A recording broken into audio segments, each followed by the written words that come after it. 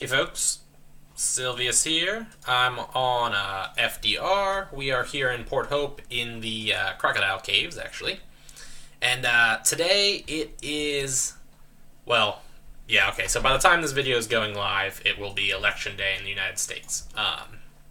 So before I get to the actual meat of this video, I do want to again remind everybody to vote. Get out there, do it. You really got no real excuse. So get out there and vote. Anyway, so what I have for you today is 10 reasons why you shouldn't vote for Donald Trump. This isn't going to be because, I'm going to list all the, Democrat policies and go, well, Republicans are evil, so don't vote for Republicans. I'm going to go, even if you're a Republican, even if you're socially conservative, you want small government, you're strong on defense, you still shouldn't vote for Donald Trump. So these are the 10 reasons why. And fun fact before I get into them, too. I actually have them on a little list so that I can look it up whenever I forget what they are. But I had just sat down and typed up, these are the reasons why I think Donald Trump shouldn't be voted for. And it just so happened that it came to 10, which is kind of nice. Alright, so 10 reasons why you should not vote for Donald Trump. Ready? Reason number 1. He has given no details on anything he's said he's going to do. No, here's how I'll do it. Here's where the money will come from. All of his plans. If you watch his rallies, I guess, he'll say things like, I'll be the best job-creating president ever. I'll be the greatest president for jobs. Which is all fine and dandy to say, but without any kind of, here's how I'll create those jobs, here's how I'll fight ISIS, here's how I'll do things. That generally means nothing. I'm capable of saying that I'll be the greatest jobs president in the world, and so on. You do need to give details. Now, to be fair, in the election cycle, before you've actually done anything, giving, hard details is usually not the best decision and is against the norm. But still, Hillary Clinton has proposals out there and stuff like that. Donald Trump is giving nothing concrete. That wouldn't necessarily be such a bad thing if it wasn't for topic number 2, which is the details he has given shows that he basically doesn't understand anything. I think this was most notable when he spoke of how he would handle ISIS and stuff like that.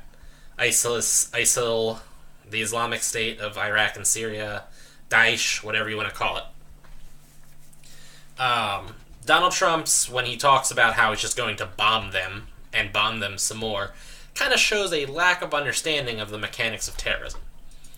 In that terrorists, ISIS isn't exactly the norm, but terrorists don't have, military bases. They don't have territory so much.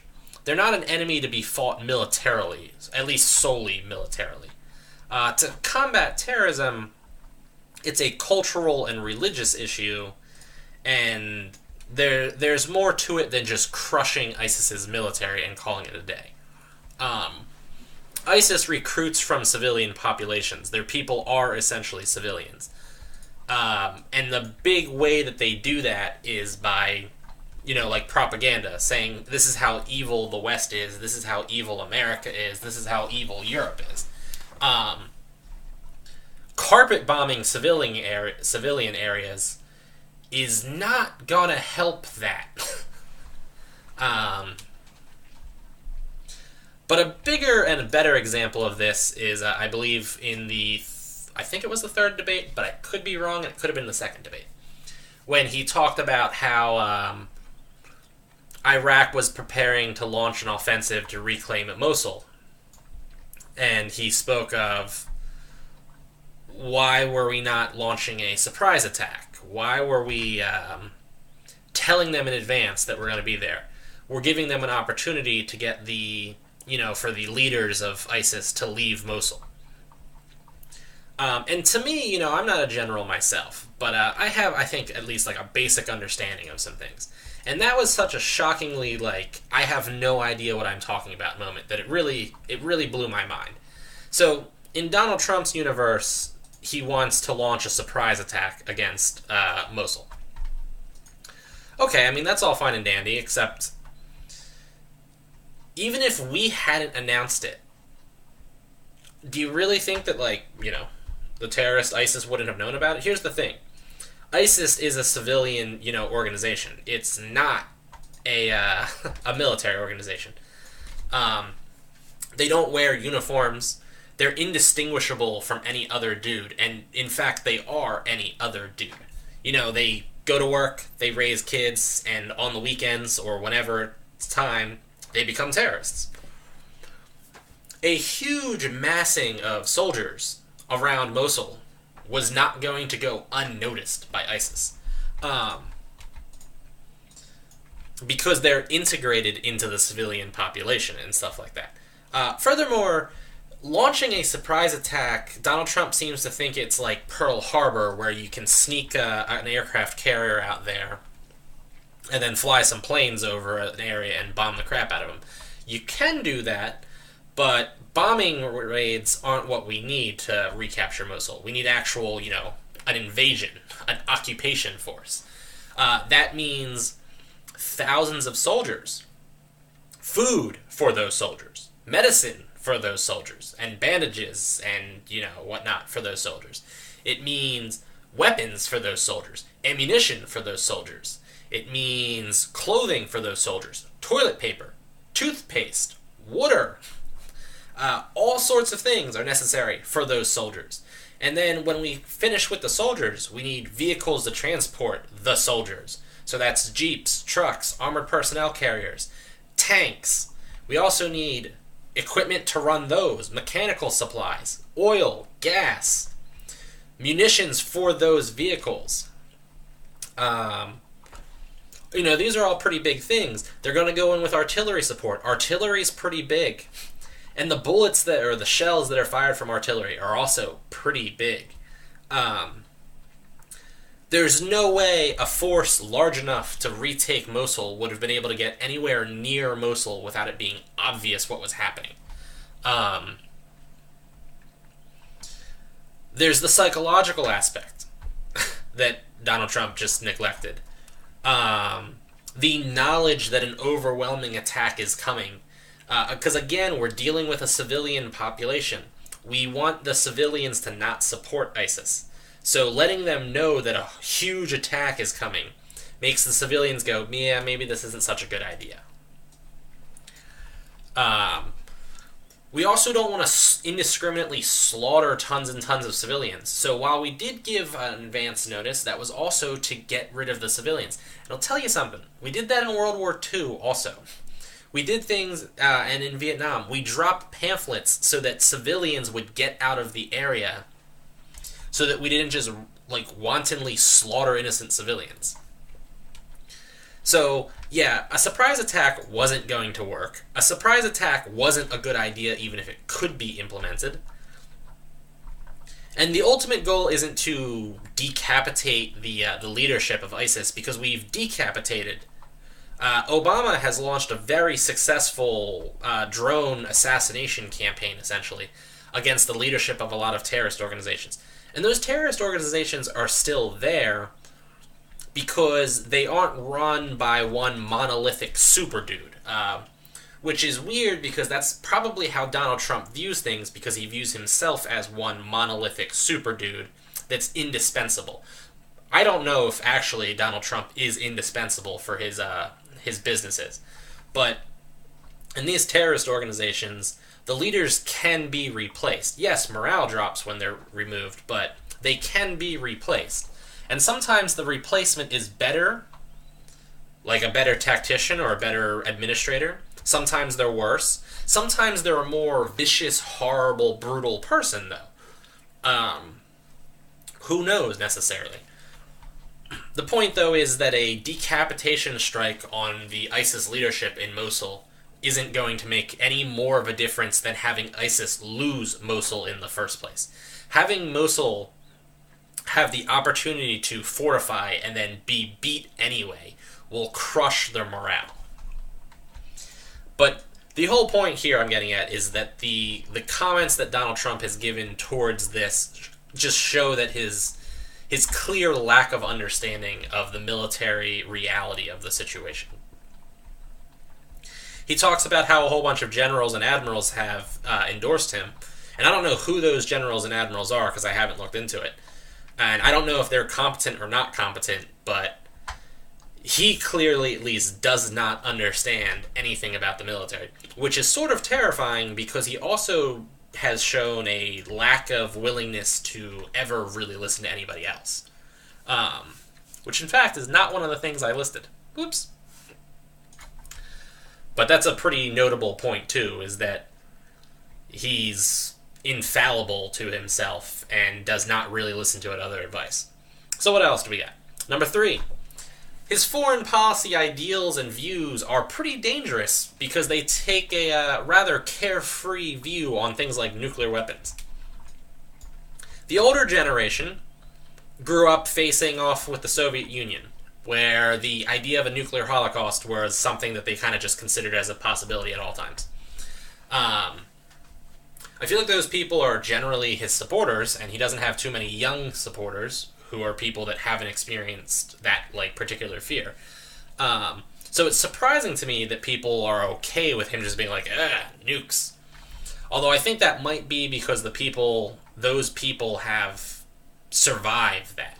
They've gone through that period of, well, nukes might end the world, and nothing happened. And I think that might have given them a perception that it's not that big of a deal. In reality, it's a really big deal.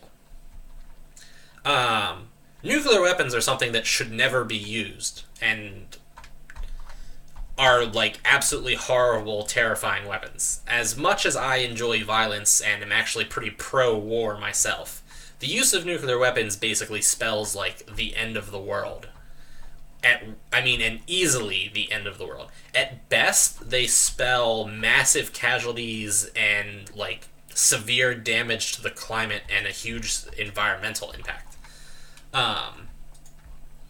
Donald Trump casually saying that we should just, Japan should get nukes, Saudi Arabia should get nukes. That's horrifying.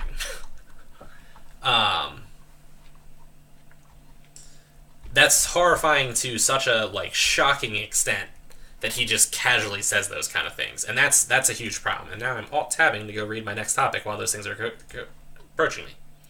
All right, number 4. Through his campaign, he has encouraged the worst aspects of humanity in our fellow Americans, my fellow Americans.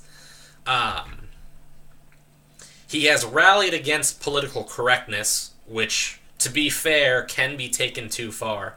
However, political correctness is not just not saying incredibly vulgar things. Political correctness is an extreme take on not saying anything that might be offensive.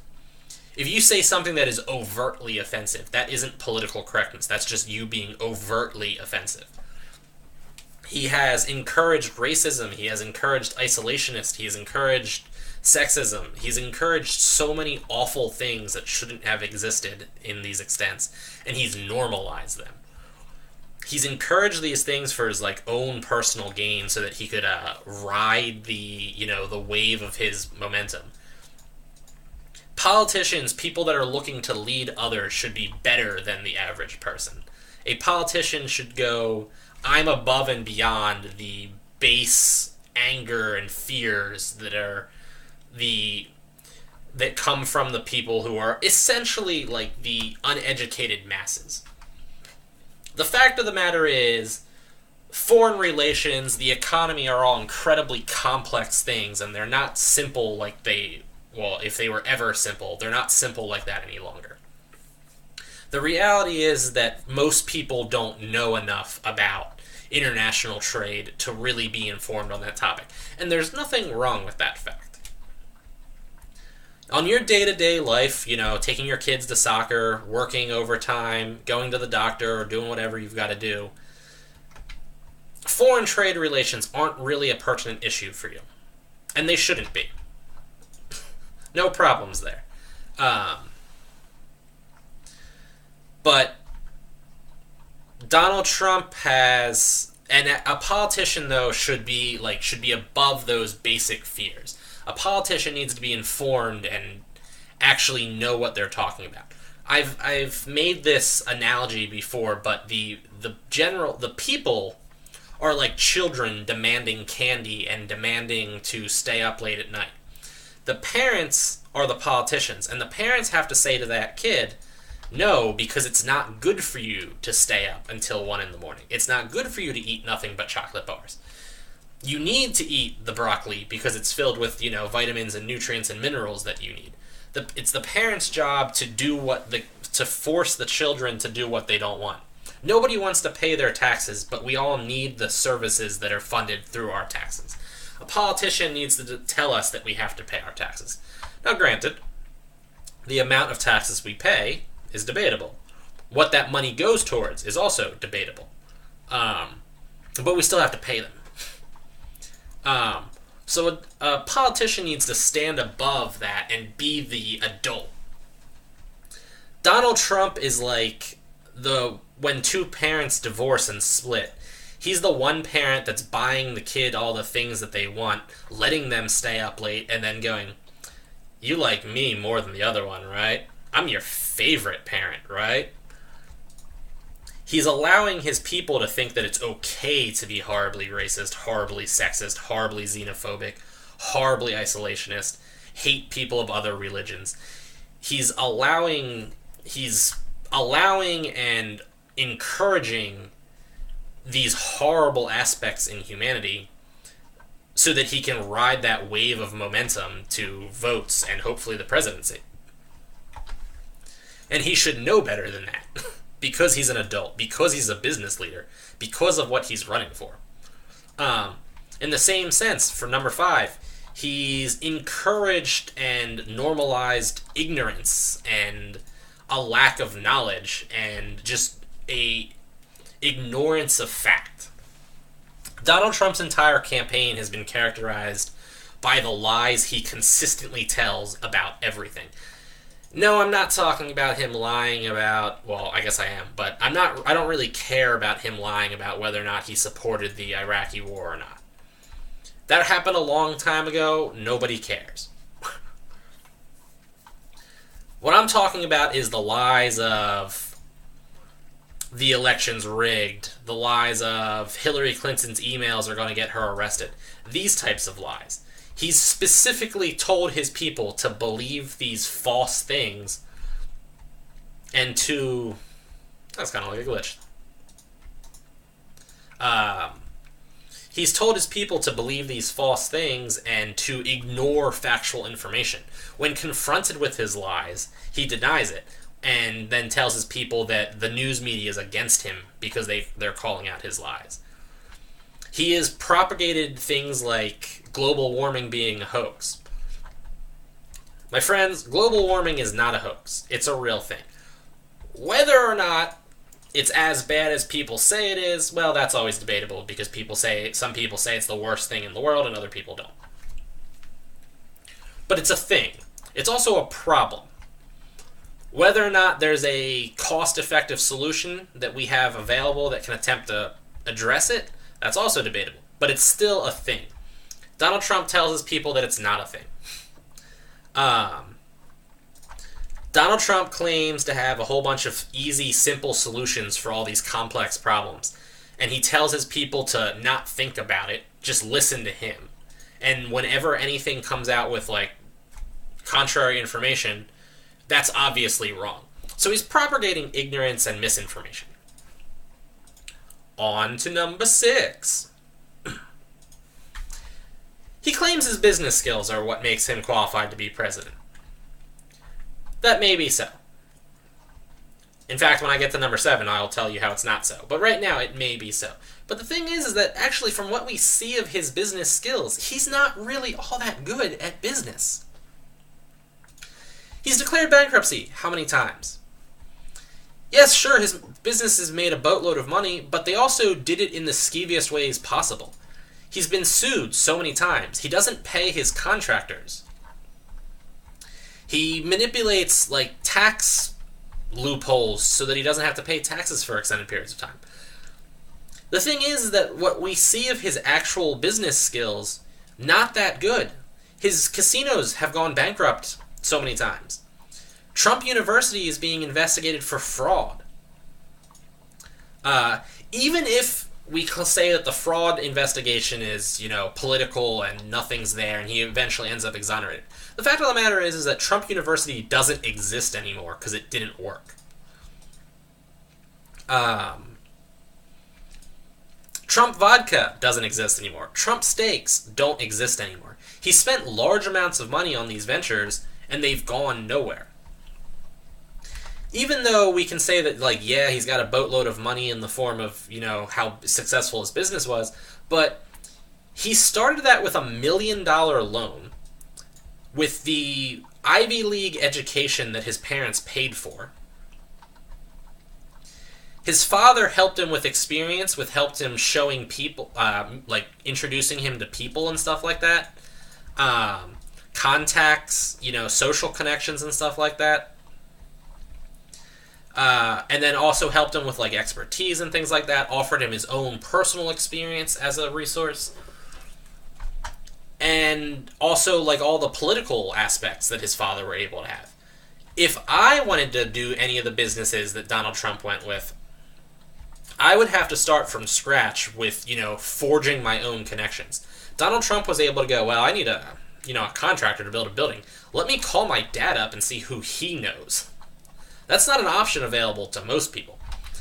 There's a reason why most incredibly wealthy people end up having a huge amount of money left over and then giving it to their kids. Is because when you have a huge amount of wealth, it's really easy to continue creating additional wealth. The people that are actually good at business are the mom and pop shops that are still successful and still open today.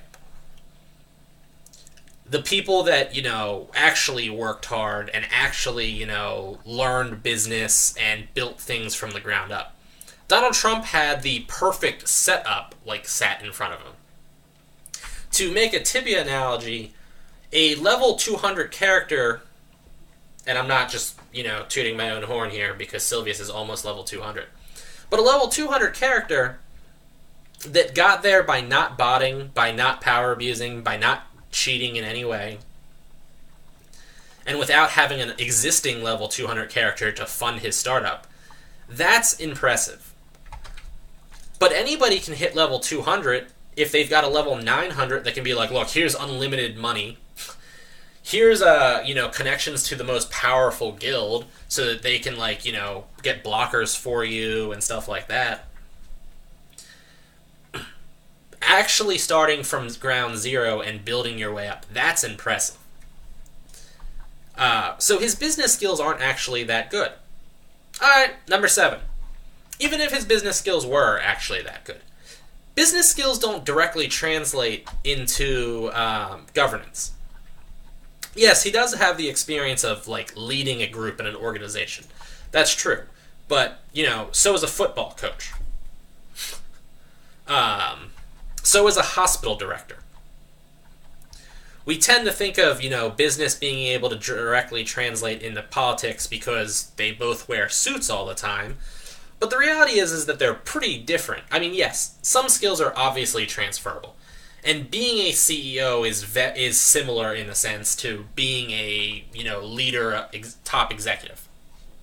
Since, CEO actually is Chief Executive Officer. The thing is, though, beyond those, basic traits, they're not the same thing. Which, most people would say obvious, but it does need to be stated.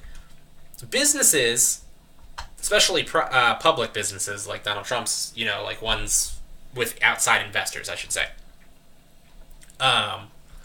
Their ultimate goal is to increase their bottom line, make more money. And, you can do that by two ways. You can increase your profits or you can decrease your costs. That's why we see businesses all the time laying off people, closing down factories or closing down stores. They're doing that to cut costs. So when Walmart goes, yeah, we're going to close, 7 of our stores and just lay off 900 people, Walmart can do that because their ultimate goal is to, minimize their costs. You can't do that in governing. Donald Trump can't just go, well, Kansas isn't really working out so well right now, so we're just going to cut Kansas off. We're going to lay off all the Kansasians. Kansians? I really don't know what that word is. You can't just cut off all the people from Kansas. Businesses spin off other sections. Like, you'll have, like, Megabucks Corporation that, does mining, does manufacturing, makes cars. And when one of the sections aren't terribly profitable, they spin that off to its own entity. So, if Texas is probably a bad example, but, like, if Alabama's not doing so hot, you can't just spin it off into its own country and be like, that's the great nation of Alabama we've got there. Governing is keeping all of the people okay. You can't just focus on one group, you can't just ignore another group, and you can't cut off the dregs. But you can do that in business, and that's a huge difference.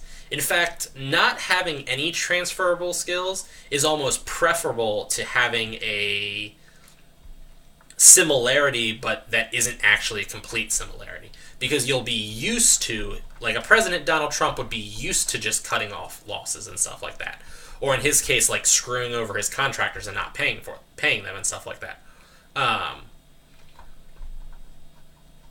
Like, if he just stops paying federal employees and forcing them to go through, like, lengthy, lawsuits to get their money and stuff like that, there'll be no more federal employees. And while some people might be like, oh, that's awesome, there'll be no IRS or something like that, yeah, that also means, there's going to be no cops. So, like, when somebody's breaking into your house, there's just nothing you can do. That also means that there's going to be, like, no people repairing the roads. Or no people, like, maintaining our energy systems. Or our water systems. Like, it's going to mean we're going to have no criminal justice situation and stuff like that. So, I mean, like, it's pretty terrible. Alright. Number 8. He still hasn't released his tax returns. Now, this is important for, I think, like, 2 separate reasons. The first one is just simply the fact that he said he's going to do it. It's the norm to do it. Everybody has done it, and he still won't do it. He says he'll do it, but he's lying because he hasn't done it. He said multiple times the taxes will be released in the future, and it hasn't happened. The primary reason he gives is because he's under audit by the IRS. But the IRS said there's no law that prevents him from releasing his tax returns. Furthermore, actual tax experts have said that the reason why you might not want to make your taxes public is because then people could see things inside of them and report you to the IRS and get you audited. If he's already being audited, there's nothing going on. The only reason he would legitimately want to not release his tax returns for fear of the IRS is because if he thinks the IRS is incompetent and is overlooking something in his tax returns that he thinks the public at large would be able to discover. In reality, there's almost certainly something in his tax returns that he doesn't want made public. Whether or not that is, as Hillary Clinton and Democrats have alluded to, whether or not that is him having business dealings with people that he shouldn't have, whether or not those people are Russians, whether or not they're Syrians, whether or not they're Iranians, who knows?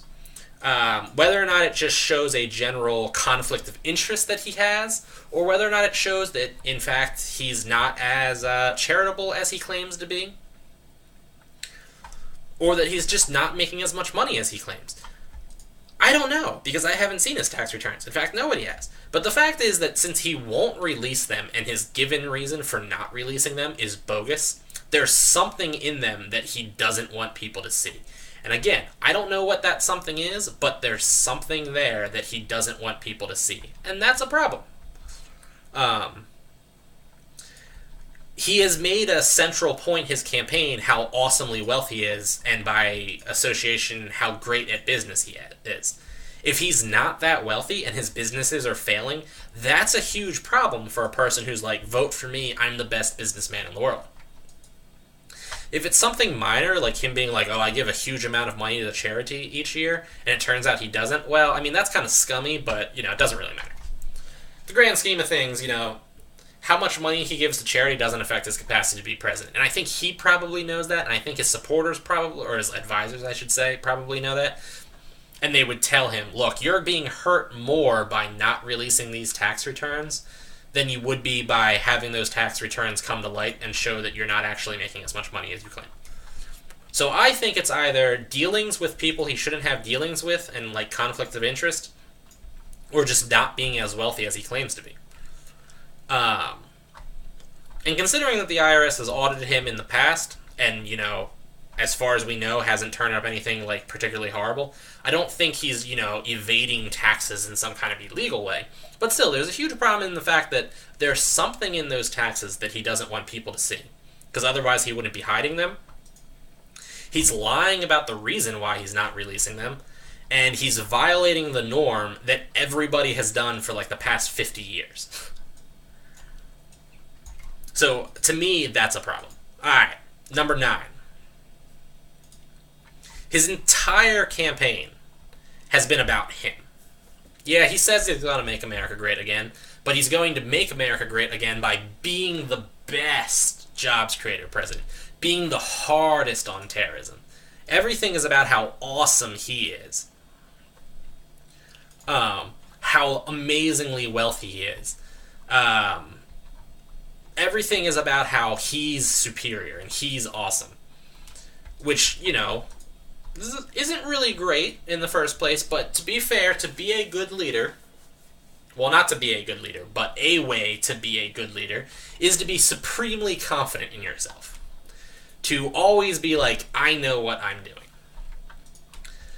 But, again, when you're the head of a business, you're trying to make the business as wealthy as possible, because by association, you're making yourself as wealthy as possible. Again, governance is not the same thing. Would he really enact policies that aren't in the best interest of, you know, like big business? One of the things we talk about is, and this is a little bit esoteric for this conversation, but usually you can, when you're doing your taxes, for instance, you can write off any kind of losses. And when you're a business owner, you can write off the depreciation of equipment, for instance. So you have a company that has machines that, like, stamp plates, okay? So every year, your machines get a little bit older, and that means they lose value. So if you were going to resell your machines, they would be worth less because they're not 1 year old anymore, they're 15 years old, right? Okay, makes sense. They also, you know, suffer wear and tear.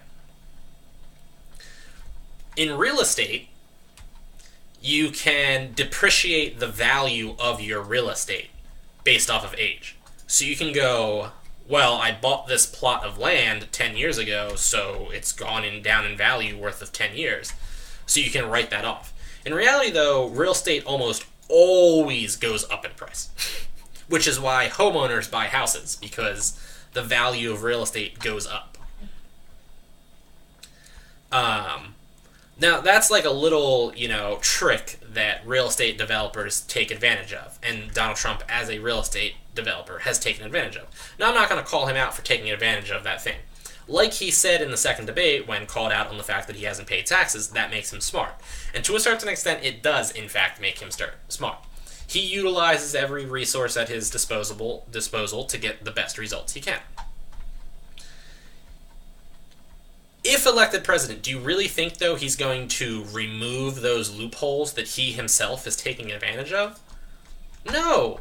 Because, again, he's all about how awesome he is and how super successful his business is. He's not going to make it harder for him to do business. He's already said that it makes him smart that he does scummy moves to, you know, maximize his wealth. Which, again, it kind of does. Like, I'm not really calling him out on that. But, like, utilizing, you know, questionable tax practices to gain the maximum benefits for himself, do you really think that when he then becomes president, he's not going to do the exact same thing? And even worse, that he's going to do the opposite? That he's going to... Do you really think he's going to implement policies that hurt his business holdings? Of course not. there's going to be a huge conflict of interest. At least in Hillary Clinton's case, her only conflict of interest is to keep her family in power. She has no outside business where it's going to be like, well, I mean, do I want to hurt Clinton Industries or do I want to do what's best for the country? Donald Trump is going to have a clear conflict of interest there. And finally, number 10, the final one.